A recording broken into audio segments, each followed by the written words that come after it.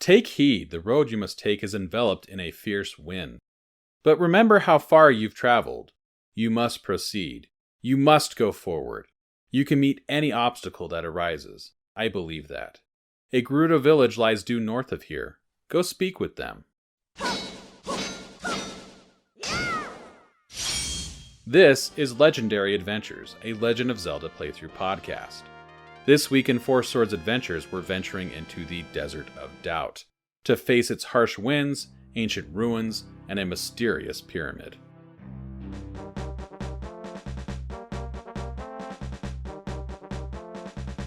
After arriving in the Desert of Doubt, the Links quickly find themselves in the Gerudo village. It's comprised of 6 or so tents. The inhabitants of the village all complain about a troublemaker from their tribe known as Ganondorf. The Gerudo all make it clear that Ganondorf is a lawbreaker, though he was also special as the lone male born to their tribe every 100 years.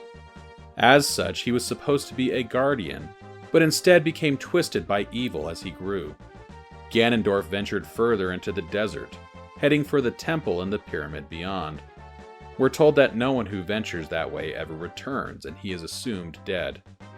Nevertheless, because of the darkness currently plaguing Hyrule, the Gerudo chief grants us access to the harsh desert to the north of their village. The desert beyond the Gerudo village experiences a perpetual sandstorm. It's a Lost Woods style segment. If players take the wrong path, they will hear Ganon laugh, and they will find themselves back in the village. To determine the correct path, we must find 4 small pyramids at the top of the screen.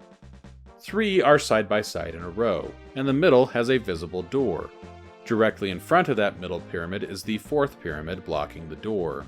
We can push that small pyramid aside to access an indoor area on the Game Boy Advance screen. Inside, we find a tablet which reads, "The road to truth will open only for those who oppose the inconsistent winds." This means that in order to progress through the desert, we need to take the exit that sees us walking directly into the wind. We proceed down a set of stairs and across a side-scrolling area with quicksand, in order to reach an exit on the east side of the screen atop a raised area. There are Pegasus boots in the side-scrolling area that we should pick up before proceeding. On the next screen, we're introduced to the Gerudo enemies. These mummy enemies have been a part of the Zelda series from the very beginning. In Four Swords Adventures, they turn into Stalfos after taking a few hits. On this screen, those Stalfos immediately travel into the Dark World, preventing us from defeating them all right away. There is a cave that we can enter with a number of parallel paths in it. Each path is blocked at the south end by a cracked block, and blocked at the north end by a hole block. We need to break through the cracked block on the 4th path from the left, and then push up the hole block at the end of the path so we can access treasure chests on the north side of the cave. One contains a moon pearl. We can use the moon pearl to open a moon gate, which allows us to cross from the south side of the screen to the north. It also allows us to defeat all the Gerudo turned Stalfos. Once they're all cleared, we can proceed by exiting to the north. On the next screen, we duck into a cave and head to a lower level to solve a simple color-coded push block puzzle to find a great fairy. The fairy upgrades our Pegasus boots to level 2. And again, the level 2 Pegasus boots allow us to run over patches of quicksand, or holes, or even thin mid-air. This allows us to proceed through the desert. On the following screen, we exit to the north to reach a second village, which serves as a checkpoint in this desert sequence. Taking a wrong path will now take us to this village rather than the Gerudo village. This second village is home to a new group of people to the Zelda series known as the Zuna. Their village features tents decorated with flowers. The Zuna themselves are humanoid with green skin. The Zuna tell us that they are descendants of the builders of the pyramid. Beyond the Zuna village, we continue to navigate the desert sandstorm. On the very next screen, we dive down a whirlpool in order to move east. We dodge moving pits of quicksand and find our way through a maze which has walls which only reveal itself when we're near it in order to head south. On the next screen, there's a row of coconuts blocking the path that the wind indicates is the way to go. This area is also riddled with trap doors. And in the center of a ring of trap doors, near the center of the screen, we can take a set of stairs down to a side-scrolling area with a Zuna inside. He tells us to go west from here, and says that we must take uniform steps and move slowly, or else. Just outside the ring of trapdoors, we take a wide formation and walk to the west. We're then able to lift the coconuts and advance. If we dash, a trapdoor will open and we'll fall in. On the next screen, we encounter a dead end with a massive pit of quicksand in the center. There are 4 switches on each corner of the screen. Separating the links and pressing all of the switches causes the pit of quicksand to disappear. There are 3 holes in the ground where the pit was. They lead to a side-scrolling area filled with quicksand. We can use a bomb flower to find an entrance to a cave which contains force gems, but I didn't find anything else and frankly was not sure how to proceed. I wound up checking a walkthrough and found that I was supposed to sink into the quicksand in the side-scrolling area. How I was supposed to determine this, I'm not quite sure. Maybe it's just because there's literally no other way to go. Again, maybe this is just me bringing my own baggage into the game. But honestly, considering that quicksand is generally a bad thing in video games, it seems a bit of a stretch to me to ask players to purposely sink into a pit of quicksand without a little more obvious hint. Once through this area, we come to a mini-boss fight. 4 shadow links in a vertical arena divided into 3 tiers. There are hidden caves in the walls of the first 2 tiers, in which the shadow links move in and out of. We can reveal the cave entrances with bombs. The final shadow link for me turned blue. I lost sight of him for a bit, but overall there isn't a huge amount of change between these fights. Just beyond the shadow link battle area, we come to a boss fight at the end of the level. It's a battle with another cursed knight of Hyrule. Once again, we need to defeat enemies in the light world, in this case 5 Stalfos, before being drawn into the dark world to take on the knight in the form of a giant Stalfos knight. The defeated giant Stalfos is revealed to be the Red Knight of Hyrule.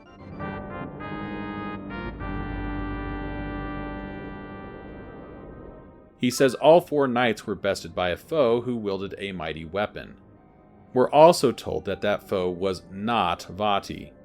By this time, I think we're well aware that that foe was Ganon.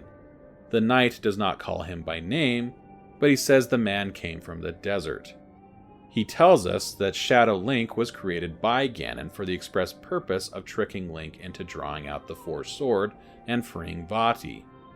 We receive the Red Royal Jewel, and end the stage by breaking the barrier.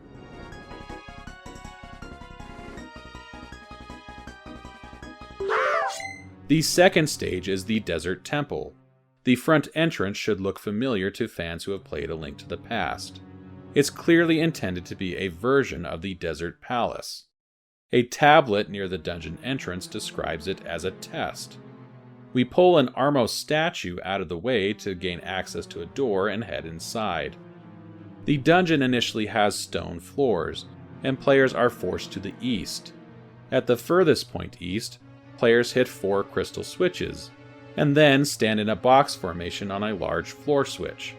Sand fills the dungeon, covering the floors, and items appear. We grab a hammer and head back west. There are some color-coded turtle enemies that require the hammer to take out. We're also sure to notice that when we smack the ground with the hammer, mounds of sand briefly appear. When we hit these mounds, items appear. One of the items hidden in the sand is a small key. The key opens a locked block in the lower left corner, where we find a floor switch to open the door on the west. In the next room, we pull an Armos statue out of the way and head north. To the north, Igor enemies are introduced. In Four Swords Adventures, the Igors can only be damaged with an arrow fired to their eye. We don't have a bow when we first encounter them. The players need to pull a long lever in a vertical formation to reveal a set of stairs leading to a room on the Game Boy Advance screen with a bow. Once the Igors fall, we head north again, and Beamos enemies are introduced in this game. The Beamos match their design seen in A Link to the Past, but it is interesting to note that their eye is a 3D object. We dodge the Beamos' lasers and head north out of this room and take out a room of Igors. We step on a floor switch to reveal weapons and treasure chests, including a level 2 bow along the way. In the furthest room north, we use a cross formation to hit crystal switches, and to reveal a chest with a moon pearl inside. we head back south to the Beamos room and reveal the moon gate on the east side of a central quad in the room. In the Dark World, we find a key which allows us to head west when we return to the Light World.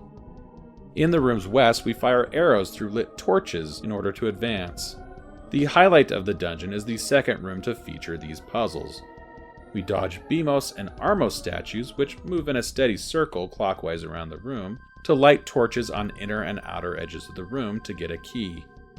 The path through the dungeon does briefly take us outside in a nod to A Link to the Past, where we had to exit the Desert Palace and then re-enter.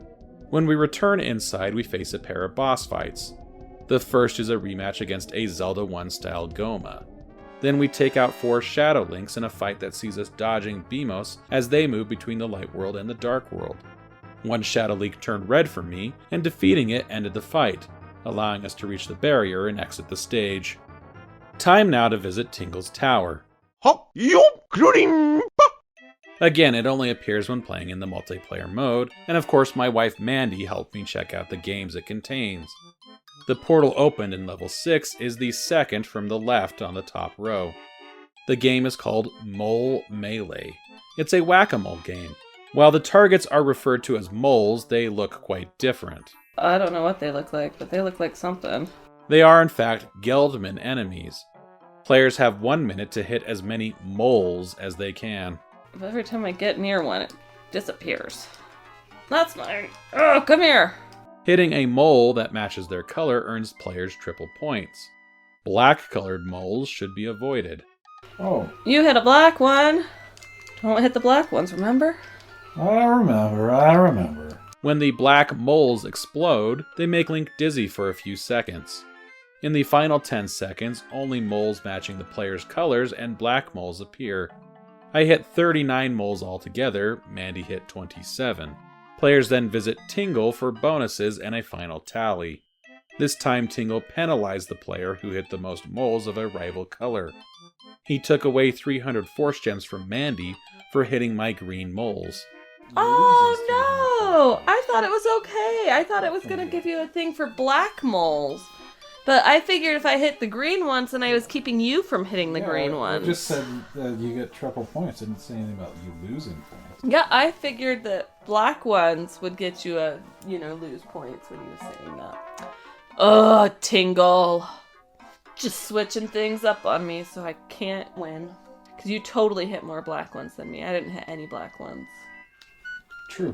And I hit 1. Yeah. See? You should have lost 300 points. Not me. Not me. Not you. I agree. Let's get back to the adventure.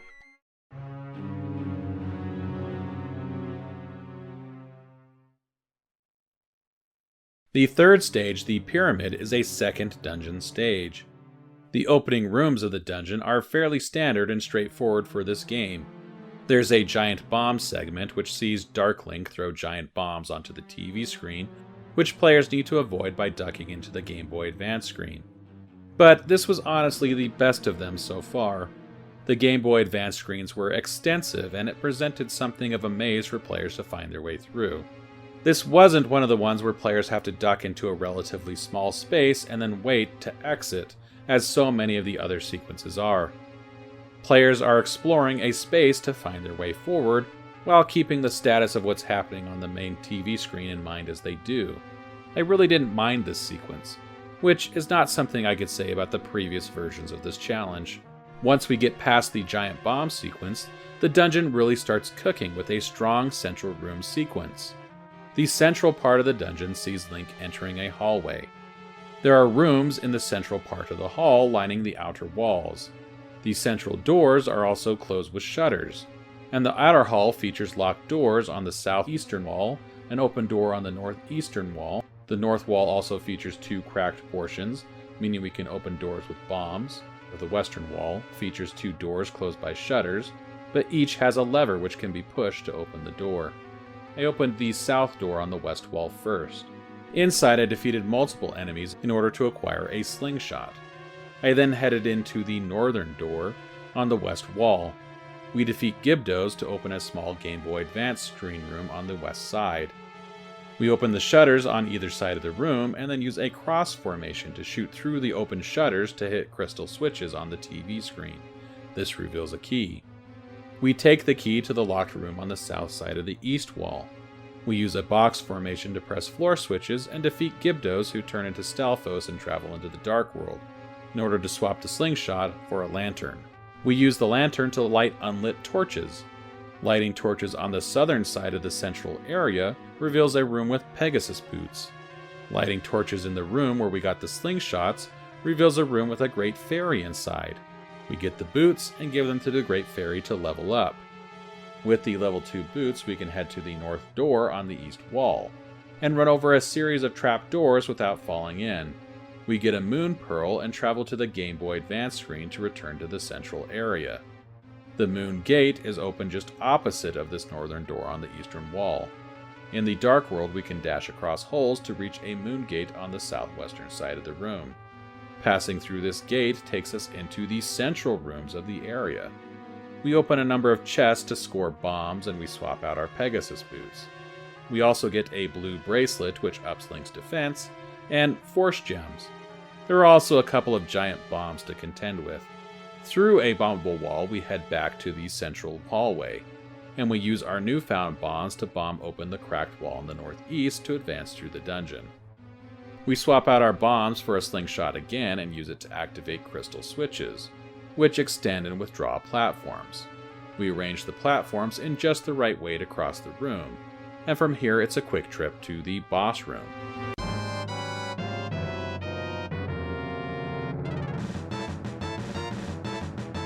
The boss is Moldorm, a classic enemy which resembles the version that we saw in A Link to the Past, or perhaps more accurately the version we saw in Link's Awakening. There is a hole along the outer edge of the arena which Link can fall into, which leads to a side-scrolling area, just like in Link's Awakening. There is a Four Swords twist in that this version of Moldorm is color-coded. The weak spot on its tail changes colors, and only the Link of a matching color can hit it and deal damage. After a few hits, this Moldorm splits into two, and we have to take on both worms using the color-coded weak spots.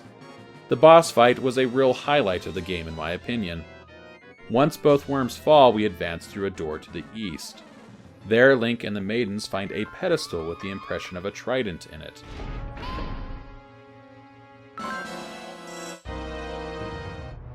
There is no trident to be seen, however. The Red Maiden reads the inscription written in an ancient language on the wall. Seek you the world? Seek you power? Does your soul despise peace and thirst for more?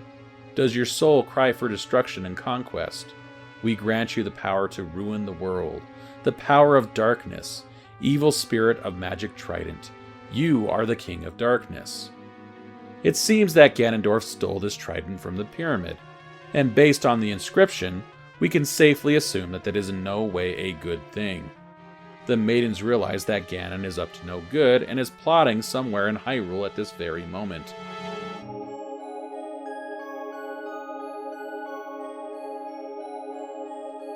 We proceed to the next room and break the barrier to free the Purple Maiden.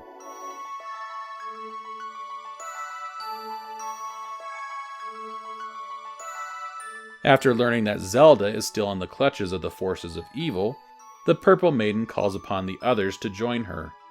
Using their combined powers, they divine by magic the location of Princess Zelda.